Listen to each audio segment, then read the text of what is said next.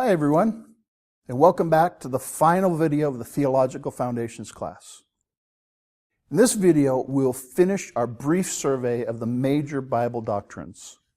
And it's appropriate that this last video will cover eschatology, which is the doctrine of the last things. As we mentioned a few weeks ago, eschatology covers the ending of this age and the life of the eternal age which is still to come. It covers the destiny of individuals and the destiny of the universe as a whole. Now, even though eschatology means doctrine of the last things, and even though this is the doctrine that's typically covered last in systematic theology, I want to point out that in a very important sense, eschatology is first. Let me explain what I mean by that. The things that we talk about in eschatology are not some sort of afterthought. They're not a random result or endpoint, but rather they're God's design and goal towards which everything has been moving since the very beginning. If you go to a factory and go to the end of the assembly line, the product that you'll find at the end of the line is that way because it was designed that way before the assembly line was even built. And the entire assembly line is there for the reason of producing that final product. In the same way, God planned our redemption and its results. The things we're talking about in eschatology, He planned from the very beginning. 1 Peter tells us that Christ is a sacrificial lamb chosen before the foundation of the world and then revealed in history.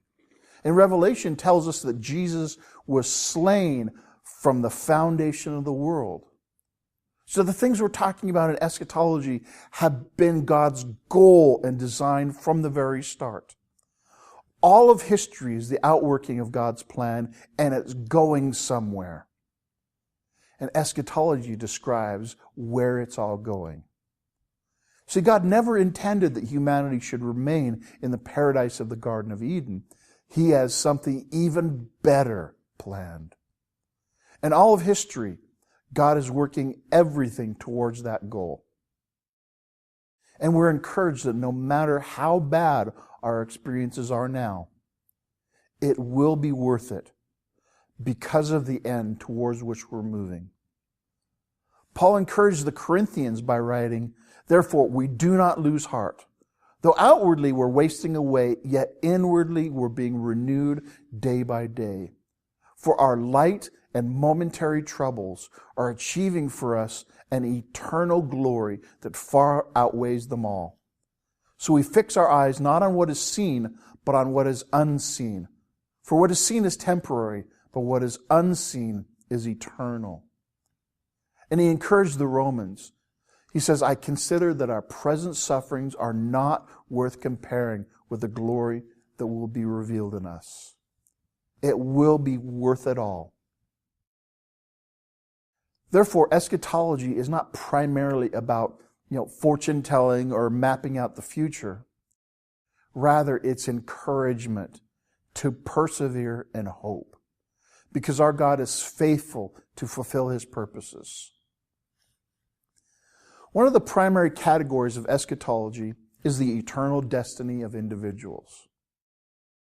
Whenever someone dies in this age, and everyone together at the end of the age will stand before Jesus for judgment. And we will all eventually experience one of only two destinies. Those who trusted in Jesus will spend eternity in God's presence. We will experience a resurrection like Christ's resurrection, to be like Him in an eternal resurrection body. And we will be forever removed from all sorrow and pain, experiencing God Himself unmediated and face to face, and knowing eternal joy. But those who did not believe in Jesus will spend eternity separated from God. They will experience unending torment that Jesus described as eternal fire, where there will be weeping and gnashing of teeth. And Revelation says that the smoke of their torment will go up forever. Now, many people dislike and deny the doctrine of hell. And it's very dislikable. However, it's clearly stated by Jesus himself and in many other places in the Bible. And our denial will not make it go away.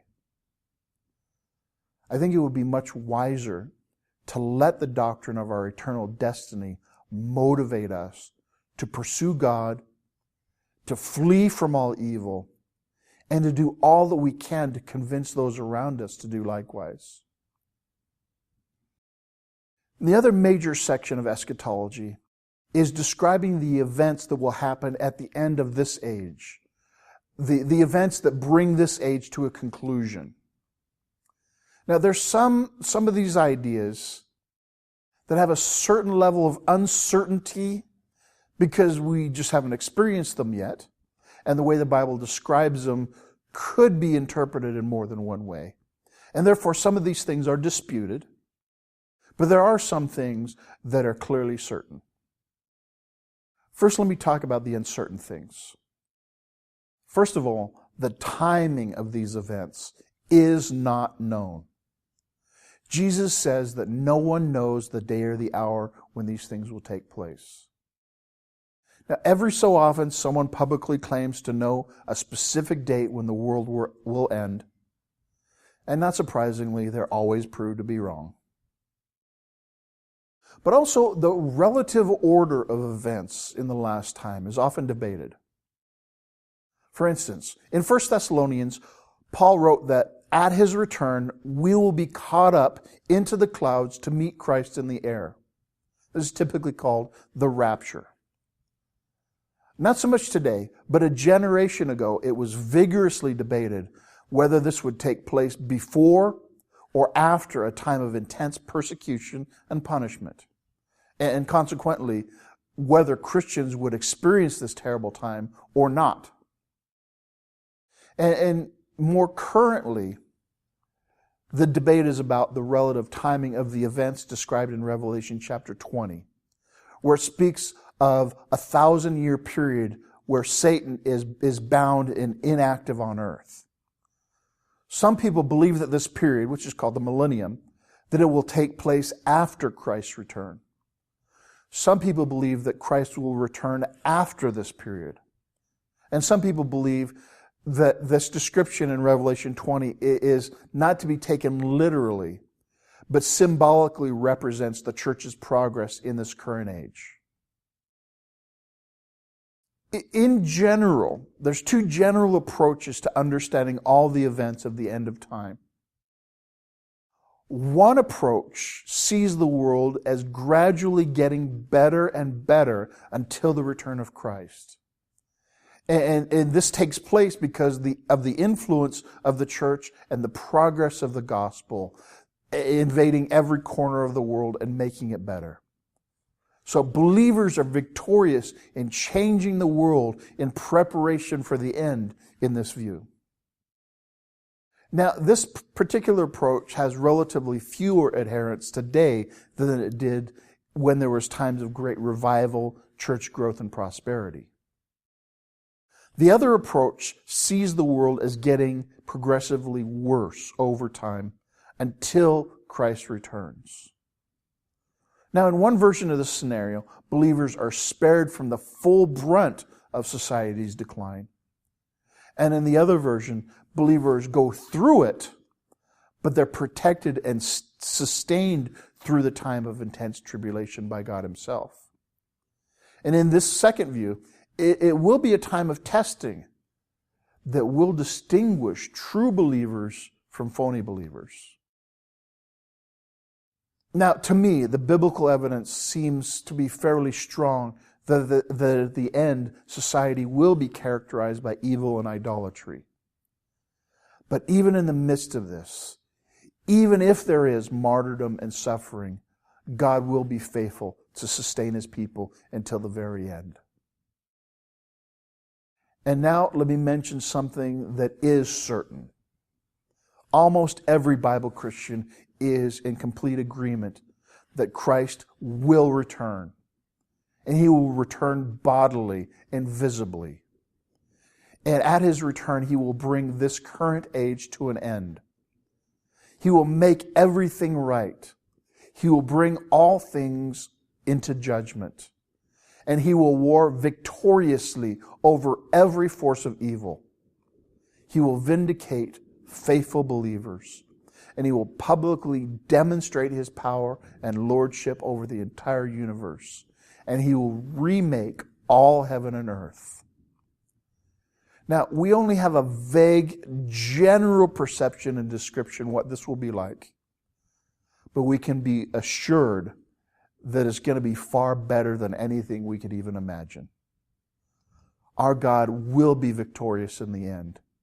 And all evil and all causes of evil will forever be banished from His recreated paradise. That should give us hope. Let me summarize the main point. In the end, God wins. And if we're on His team, we share in His victory. So what? What now? Let me give you some takeaway points and what you can do with them. First, we should hope. In difficult times, we should look forward in hope that the hard times will not be permanent. They will come to an end. And even in wonderful times, we should never get complacent and comfortable in this world. Rather, we should hold out hope for a better world that awaits us. Second, we should always live with the end in view. We should always be conscious that everything that we do will be brought under judgment, good or bad. Every human will either hear, "Well done, good and faithful servant," or they will hear, "Depart from me, I never knew you." And this fact should have a profound impact on the way that we live. Third, we should watch and be ready at any time. This is the application that Jesus stressed whenever He talked about these things. The end will come unexpectedly, so we should always be ready, faithfully doing things that we will not be ashamed of doing when the end comes. There is wisdom in living every day as if it could be your last, because it could be. Fourth, we should persevere. No matter what happens, hang on in hope and faith, knowing that the good side will win in the end. Fifth, we should continually trust Jesus. Even if it turns out to be true that the end will become worse and worse, and even if Christians suffer persecution and are martyred for their faith, we can still hope and trust in Christ. Even if society is given over to the full control of the enemy and becomes more and more decadent, we can overcome him by the blood of the Lamb, by the word of our testimony, and by not loving our life even unto death. And finally, we should evangelize. Because we know that the time may be short, we should be urgent about reaching the ends of the earth with the gospel. And because we know that every person we meet will either experience unimaginable glory or unimaginable horror, we should do all that we can to help them towards that better destiny. Okay? This brings us to the end of our discussion of eschatology, which also brings us to the end of our survey of doctrines, which also brings us to the end of this class. I want to thank you for persevering through this. I hope it's been informative, but I also hope it's been encouraging and challenging. Please do not end your theological study here, but make a lifetime of growing in your knowledge and your application of solid biblical theology. Thanks for watching.